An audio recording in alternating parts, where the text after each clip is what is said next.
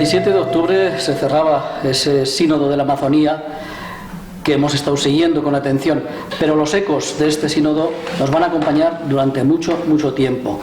Y precisamente para recoger algunos de esos ecos de este sínodo de la Amazonía, nos encontramos en la sede de la Procura de Misiones Diocesanas Vascas, donde nos acompañan en esta ocasión pues Monseñor don Adalberto Jiménez y don Charlie Azcona. Ambos son franciscanos capuchinos y trabajan en la diócesis de Aguarico, en Ecuador. Muchas gracias por concederme estos minutos. Gracias a usted. Un saludo cariñoso. Bueno, lo primero me gustaría que nos digan cómo es esa zona de Aguarico, que tiene parte de esa selva amazónica, ahí al norte de la Amazonía, podemos decir, ¿no? ¿Cómo es esa zona? ¿Qué riquezas tiene? Y también, ¿qué problemas?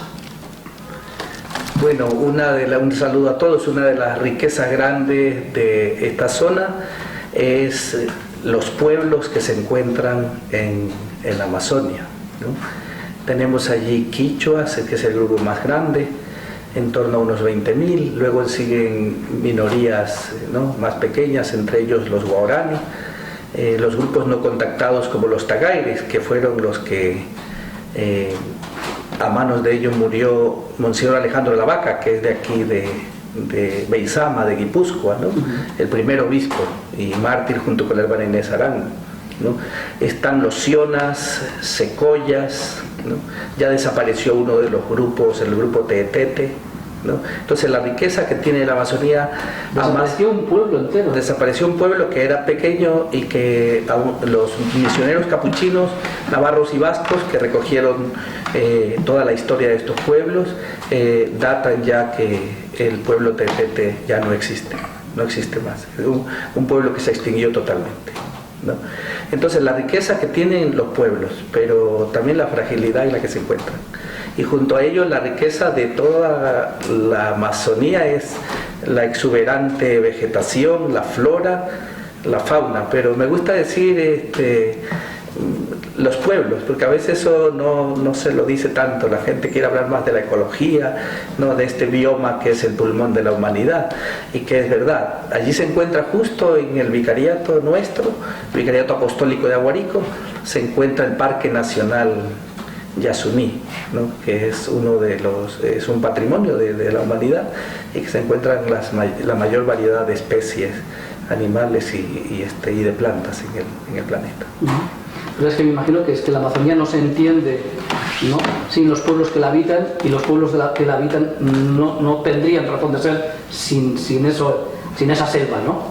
Claro, yo creo que Dios nos ha bendecido con una maravilla de selva, de ríos, lagunas, toda la biodiversidad y toda la cantidad de animales que tiene, la riqueza de los pueblos y toda una maravilla diríamos, de respeto entre estos pueblos y esta Amazonía. Ellos han sabido cuidar a estas tierras, no han tenido quizás el sistema económico nuestro de acumular, sino que ellos siempre han recibido de la selva lo que han necesitado y han mantenido esa armonía entre sí, esa armonía con la Madre Tierra, con toda la creación, y la armonía con el Ser Supremo. Entonces ellos han mantenido esa armonía, y hoy quizás que estamos en este sistema tan depredador, sacar todas las riquezas a como dé lugar, creo que esta sabiduría de los pueblos, esta forma de vivir, tiene que enseñarnos mucho a todo el mundo, si queremos seguir viviendo, si queremos mantener la Amazonía, si queremos mantener el planeta. Esta sabiduría de los pueblos hoy tiene que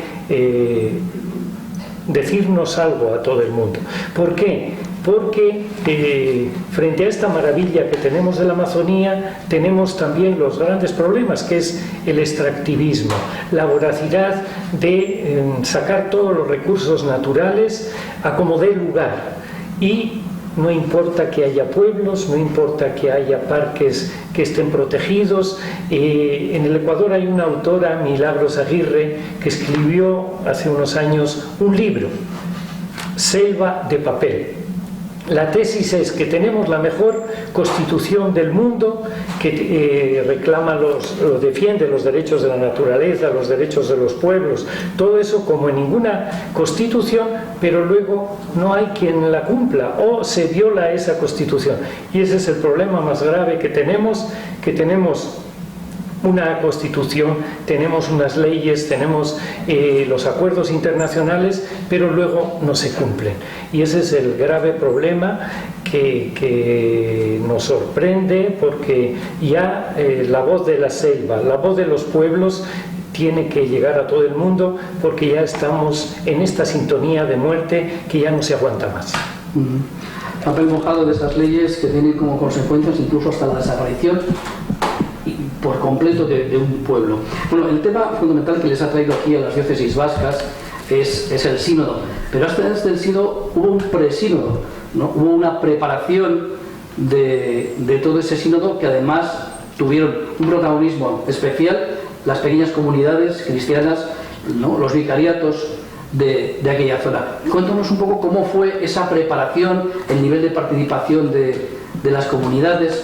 Cuéntanos un poquito eso. Yo quisiera resaltar el papel de la REPAM, la Red Panamazónica, ¿no? Y quisiera decir una frase del cardenal Barreto, que es de Perú. Decía esto: sin REPAM no hubiese habido sínodo, ¿no? Quizás no sé si la frase sea un poco así extrema, pero sí, bueno, decía el trabajo que han hecho ellos de encuestas, el trabajo fue grande. Sí. Y dijo esta otra frase: sin Ecuador no hubiese habido REPAM, porque la REPAM nace en Ecuador, ¿no? El hermano Charlie estuvo en esa reunión en el Puyo, ¿no? Donde empezaron a tratar y a conversar de que todo está conectado, ¿no? Lo que le afecta, los incendios que le afectan a Brasil y a Bolivia nos afectan directamente a nosotros, el extractivismo que está haciendo un daño tremendo en otro vicariato de Ecuador que se llama Zamora, ¿no? Está dañando todas las fuentes hídricas, la contaminación está afectando también a los otros vicariatos vecinos, nos afecta a todos, y es ahí donde se comienza a hablar de esta red, ¿no? Cómo si se forma una red vamos a estar más fuertes.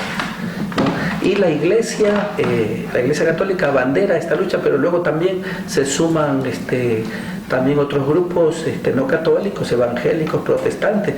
De hecho, yo creo que la riqueza del sínodo fue que tuvo presente también a grupos evangélicos, a grupos protestantes, que también dieron su aporte, ¿no? En esta línea. No las sectas que a veces en América Latina hacen un daño porque son fundamentalistas y destructivas, no me refiero a eso, sino a estas religiones históricas que se toman todo en serio. Entonces se creó una gran red y nos hicieron trabajar en los vicariatos. Ha sido un trabajo de 2 años, ¿no? Y creo que tuvo que ver mucho ahí el cardenal Jumes, ¿no? Y el cardenal Barreto también, junto con el Papa. El cardenal Jumes fue el que le dijo al Papa cuando le eligieron: no te olvides de los pobres, ¿no?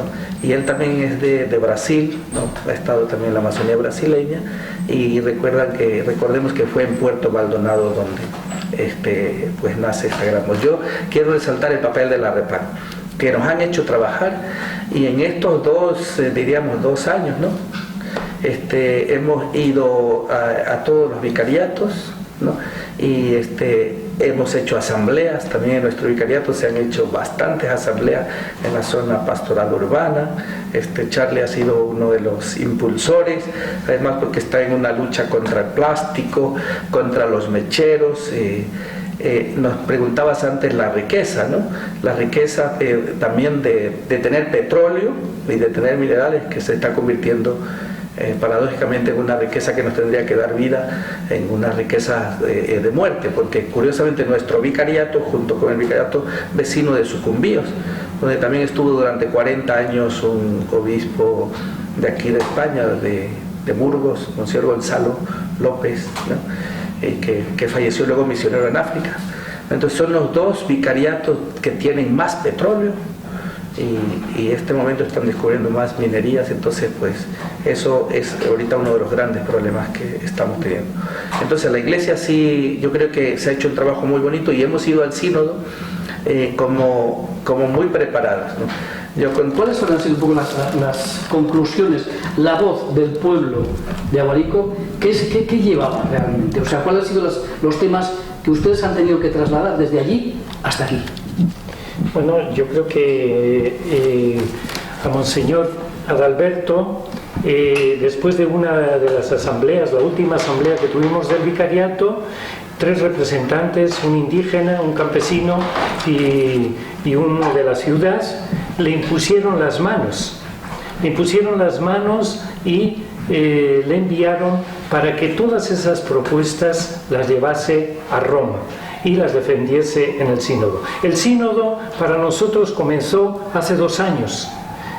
Todas esas asambleas eran parte del sínodo. El sínodo luego ha sido en Roma y seguirá, pero este proceso es lo valioso. Y nosotros a Roma llevamos todo este grito de los pueblos, todo este grito de la Madre Tierra, que ya no da más.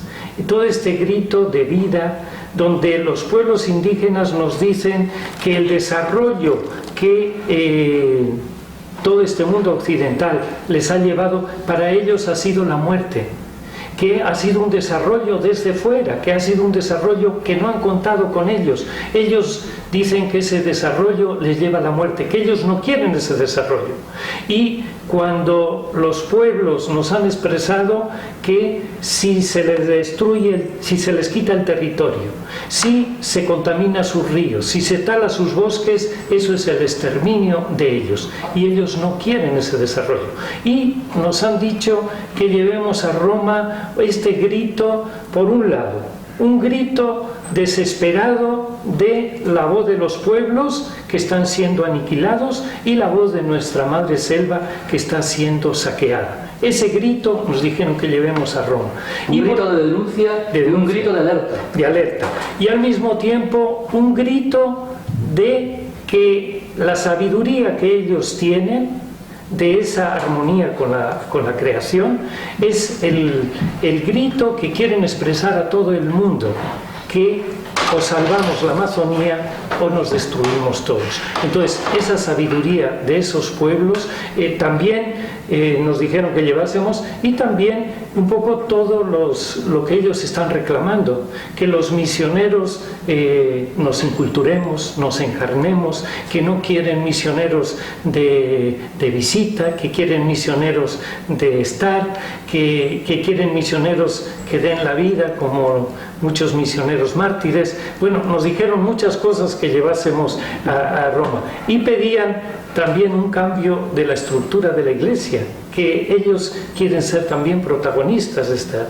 Entonces nosotros llevamos esa voz, ese protagonismo de los pueblos, lo llevamos desde la Amazonía a Roma, al centro de la iglesia, y una buena noticia de todos estos pueblos al centro de la iglesia. Y ellos piden una reforma de la iglesia, piden una conversión de todos nosotros, porque nos dijeron clarito también en todas esto, que no quieren misioneros turistas. Nos han dicho bien, y nos han dicho claramente que quieren una iglesia del Evangelio, que quieren de Jesús, una iglesia que sea más profética, que denuncie todo esto, una iglesia que sea samaritana, servicial. Todo eso llevamos un poco a Roma. Se hicieron portadores de un grito de denuncia, de un grito de alerta, ¿no? De una mano tendida de que la solución no está fuera, sino que está allí dentro, la tienen ellos, les tenemos que dejar, ¿no? Eso, protagonismo. Y luego una iglesia mucho más encarnada, ¿no? Es lo que han pedido. Bueno, pues con todo eso llegaron a Roma, 20 días en Roma. ¿Cómo ha sido el sínodo? ¿Cómo lo han vivido ustedes?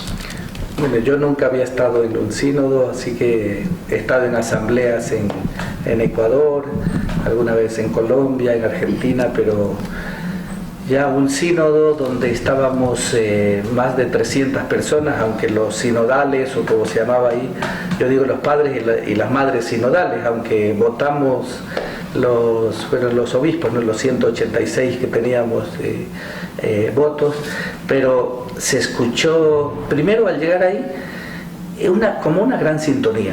Esta es una de las cosas que a mí me ha sorprendido enormemente, como que la fuerza que tenían todos nosotros venidos de la Amazonía, de los 9 países de la Amazonía, y se sentía una fraternidad, ¿no? Se sentía había respeto, había acogida, y eso se mantuvo durante los 21 días. Por supuesto que también hubo voces discordantes y en contra, pero fueron, en cuanto al aula sinodal, menos, ¿no? El grito de lo que ha dicho Charlie, el grito de ya no más, ¿no? Depredación, ¿no? Y que sea una voz de toda la Iglesia diciéndole al Papa Francisco, o sea, ya no más, fue muy fuerte, pero con mucha más fuerza saber que había más de 30 mujeres, había más de 30 indígenas en el sínodo, porque a todos nos dieron 4 minutos, hablábamos 4 minutos, y cada 4 intervenciones, cada 4 minutos de silencio, ¿no? para orar. Se dijo muy fuerte todo este grito, y a la vez iba de la mano el grito ante el atropello de la selva, pero se hablaba también no solo para la Amazonía, sino para toda la humanidad, ¿no? Se decía también Norteamérica, también en Europa, ¿no? Están sufriendo el calentamiento global, ¿no? Están sufriendo también esta depredación, ¿no?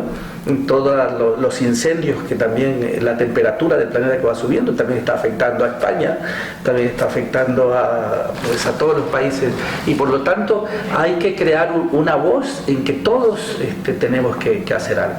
Y una palabra que empezaba como a surgir, y que el Santo Padre, ¿no? Lo dijo, el Papa Francisco desde el comienzo, como que él marcó la línea antes de nuestras intervenciones, y puso como en el plató, y puso la palabra conversión. Esto tiene que haber una conversión, ¿no? Y remarcó, y la pastoral, la conversión pastoral, tiene que ser la que lleve adelante todo esto. O sea, nos estaba diciendo esto a pastores, a obispos que estábamos ahí, sacerdotes, laicos, una iglesia que tiene que ponerse en movimiento, ¿no? Nos dijo, no tengan miedo, no dejen escapar al espíritu de la sala, ¿no? Tampoco pierdan el humor con esa energía que él tiene, o sea, nos dio mucha vida. Y entonces se empezó a hablar, y la gente hablaba sin miedo, que eso era lo grande, eso era lo bueno, ¿no? Sí ha sido un sacudón, ¿no? ¿No? Luego ahora el desafío estará, bueno, a la vuelta, pero era ver una sintonía, ¿no? Porque también fuera del aula, también nos advirtieron, habían otras voces, habían cadenas ultraconservadoras, había cadenas que decían, claro, vienen a acabar con la iglesia, que cómo vamos a estar que tenemos que estar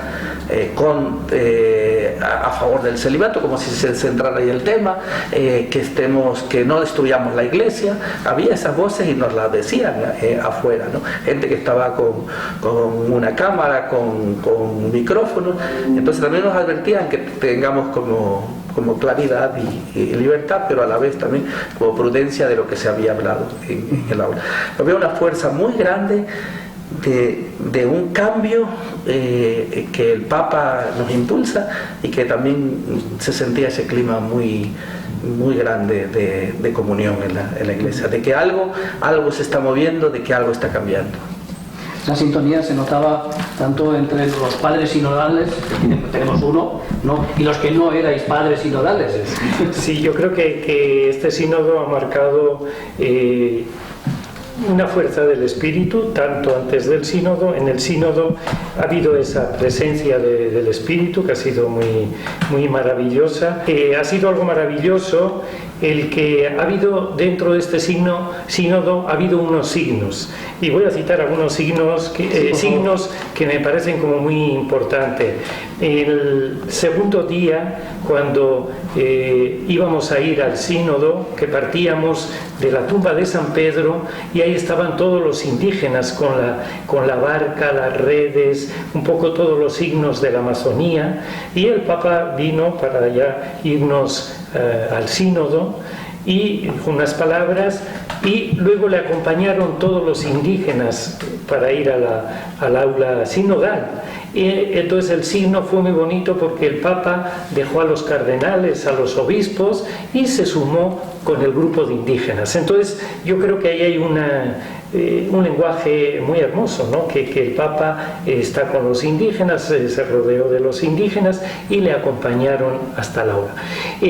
Después, en otro momento, también el Papa se reunió con todos los indígenas. Cuando hubo quejas de cómo vienen los indígenas con sus plumas, vienen aquí al sínodo, a Roma, y el Papa también con mucho humor pues salía defendiendo, bueno, no hay mucha diferencia con nuestros signos religiosos, con los tricornios, con todo. Entonces yo creo que el Papa ha estado en esa sintonía. Y luego dentro del aula, las voces indígenas, ¿no? Tanto el presidente de la COICA, de todos los indígenas de la Amazonía, como la intervención de Jessica y de otras voces de indígenas, pues han remarcado mucho que el Papa estaba con ellos y que lo sentían cerca y que el Papa pues estaba apoyando un poco toda esta lucha de los indígenas. Entonces yo creo que eso ha sido como muy hermoso porque el Papa está marcando ya un camino. Dentro del sínodo el Papa va por delante, los indígenas están reclamándonos a todos, cardenales, obispos, todos los cristianos nos están pidiendo también una conversión. Y yo creo que el sínodo pues ha abierto estos caminos. Algunos dicen, no, es que nos hemos quedado cortos, unos no quieren ni siquiera este documento, otros les parece que no hemos avanzado, pero yo creo que el sínodo ha sido primeramente una construcción comunitaria, donde los indígenas han tenido su voz. Venir de la Amazonía y expresar con toda esa frescura, con toda esa fuerza lo que ellos sienten, lo que ellos reclaman de la Iglesia, ha sido un aire fresco. Esa conversión sinodal de la que hablaba el Papa Francisco, ¿no? Sí. Bueno, pues durante estos días, a principios de noviembre, vamos a disfrutar de su presencia aquí en Vitoria, en Bilbao y en San Sebastián. Pero la semana próxima ya regresarán a su tierra. Señor obispo, ¿cuál va a ser la primera palabra que va a dirigir a su pueblo? Sí, bueno, pareciera fácil y es quizás lo más difícil, pero yo creo que también el Papa Francisco nos está pidiendo una teología de la práctica, ¿no? Porque, como bien lo decía el cardenal Marx, ¿no? de Múnich, ¿ya? Decía él, el Papa puede decir esto, puede decir lo otro, pero si cada uno de nosotros, los obispos, sacerdotes, laicos, no tratamos de implementarlo en nuestra diócesis, queda como un documento más en la estantería, ¿no? Entonces, sí siento ese gran compromiso, ese gran movimiento acá dentro de que debo, en mí, pero no solo en mí, sino en Charlie también, en todos, pues llevamos este mensaje de comenzar primero el sínodo. En las asambleas que se hizo salió un documento que fue el Instrumento Laboris. Entonces sí hemos sentido que el Instrumento Laboris era un documento nuestro, o sea, no es que lo hicieron ahí un escritorio una sola persona, lo sentimos bien. De hecho, después hubo un pre-Instrumento Laboris, también nosotros hicimos unas correcciones y las recogieron, y entonces ahora ese documento se lo leyó en todas nuestras asambleas del vicariato y se sacaron copias y en digital y se sacaron miles de copias, o sea, se entregó a cada uno, era breve. Ahora vemos que yo creo que es hasta más breve que el Instrumento Laboris, ¿no? Tiene 33 páginas así en folio, ¿no? Estos ciento y pico números, y yo creo que hay que ponerlo también a leer, a orarlo y a ver, al final de cada capítulo ya va hablando de unos pedidos concretos, ¿no? Yo he sentido muy fuerte que, aunque no lo he hecho, y ese es como uno de los pecados, digo, yo llevo 2 años de obispo y voy y hago las celebraciones en quichua sin saber, un poco más que el saludo, me siento muy motivado a meterme en el aprendizaje de la lengua. porque eso se nos ha pedido, ¿no? Y esto lo hacía ya Bartolomé de las Casas, ¿no? En esos tiempos las exigencias que pedían a los misioneros era el aprendizaje de la lengua. No sé si lo aprenda, pero voy a meterle ganas, y por lo menos si lo logro, pues bendito sea Dios, y si no, nadie me va a quitar el amor y la cercanía en el respeto a las culturas. Otra es el respeto a sus ritos, ¿no? Porque ellos tienen una riqueza. Yo digo, nuestro vicariato tiene una ventaja, y es que no llegamos allá, ni Charlie, ni yo, ni la hermana Inés Zambrano, que fue otra de Ecuador, yo digo de nuestro vicariato que nos pregunta, es que yo creo que el sínodo allá se lo viene viviendo en cuanto a nuestro vicariato desde hace 70 años, cuando misioneros vascos y navarros, suizos, italianos, colombianas y religiosas también españoles, pues llegaron al vicariato. Y ahí en el río han quedado, el río es tumba de muchos misioneros, ¿no? Fray Mariano de Azqueta, un misionero, el apellido mismo vasco, que en el río se ahogó trabajando para un hospital, es decir, Alejandro Lavaca mártir. Entonces ahora en esta parte concreta yo pienso que tenemos una ventaja, y es que allí tenemos todavía con vida a José Miguel Goldara, que es un escritor y ha hecho los diccionarios en quichua, y entonces creo que nos ayuda bastante a implementarlo. Enlazando un poco con lo que estaba diciendo ahora, durante el sínodo hemos oído hablar mucho de la necesidad de implementar un rito amazónico. ¿De qué estamos hablando concretamente con lo del rito amazónico? Bueno, yo creo que ahí está, primeramente, el protagonismo de los indígenas, ¿no? Desde su cultura, desde su cosmovisión, desde sus mitos, poder celebrar un poco todo el Evangelio, la riqueza, desde su cultura.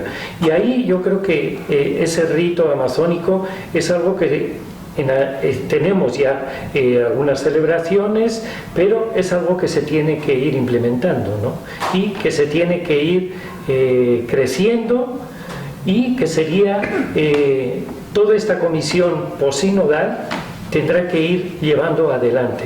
Pero yo creo que el protagonismo lo tienen los indígenas, y algo que ha quedado en este sínodo es que ellos nos tienen que enseñar la nueva forma de ser iglesia.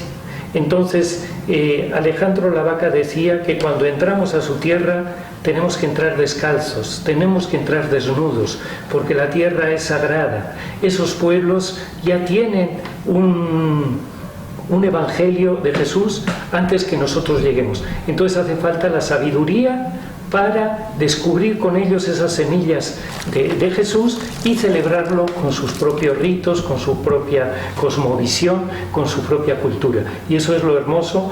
Hay algo que se ha hecho, que estamos ya celebrando, pero el sínodo nos anima a seguir construyendo muchísimo más este rito amazónico.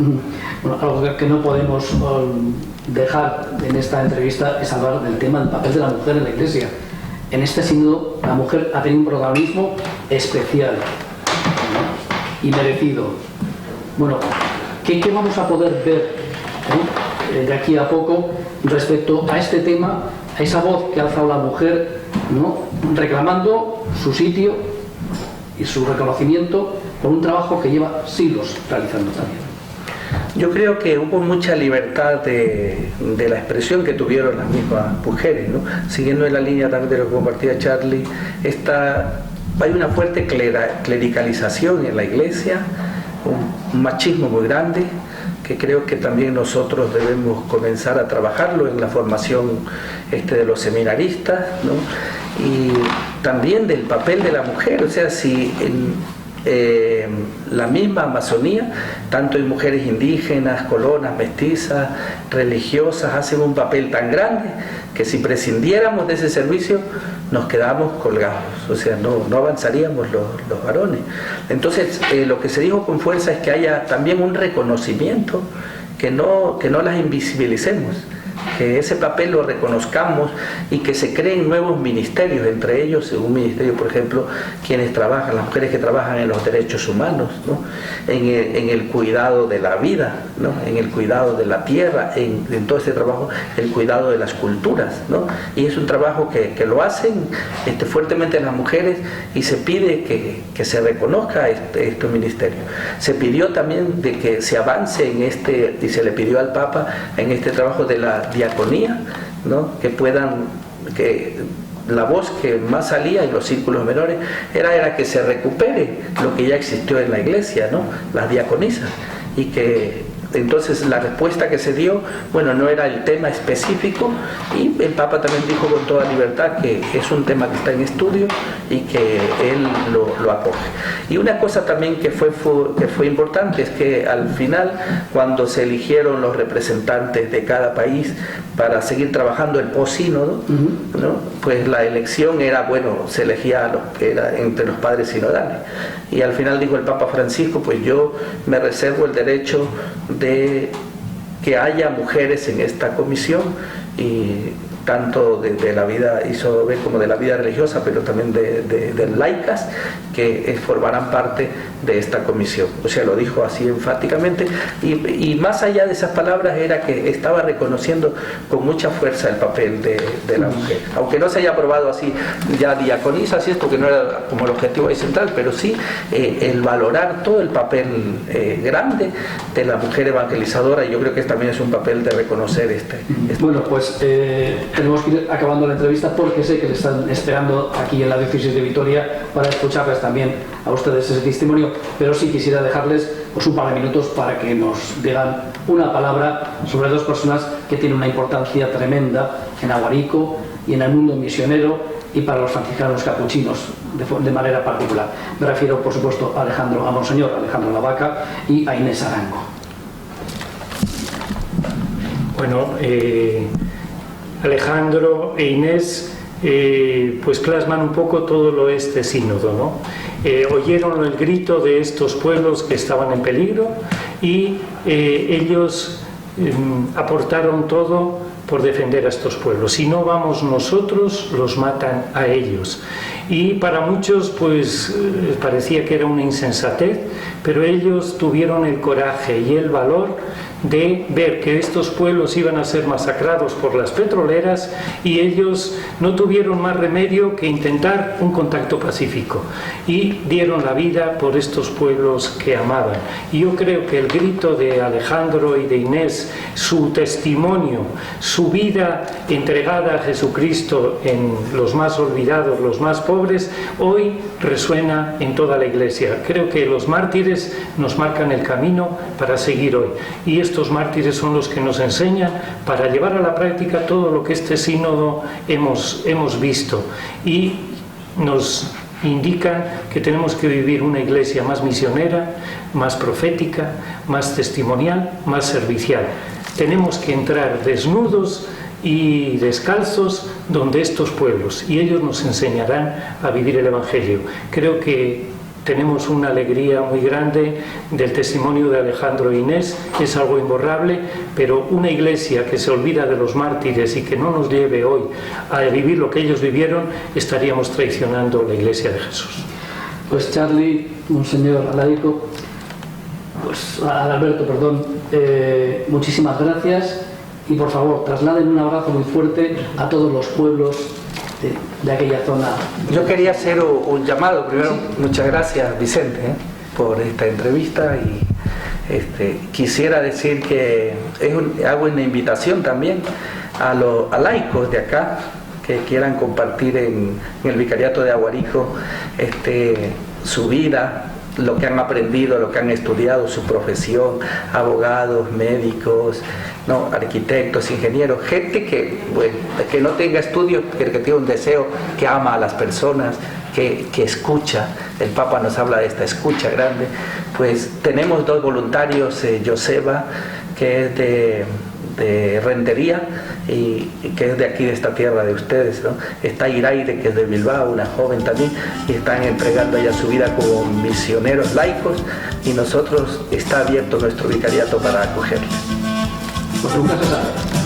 Gracias. Gracias a ustedes.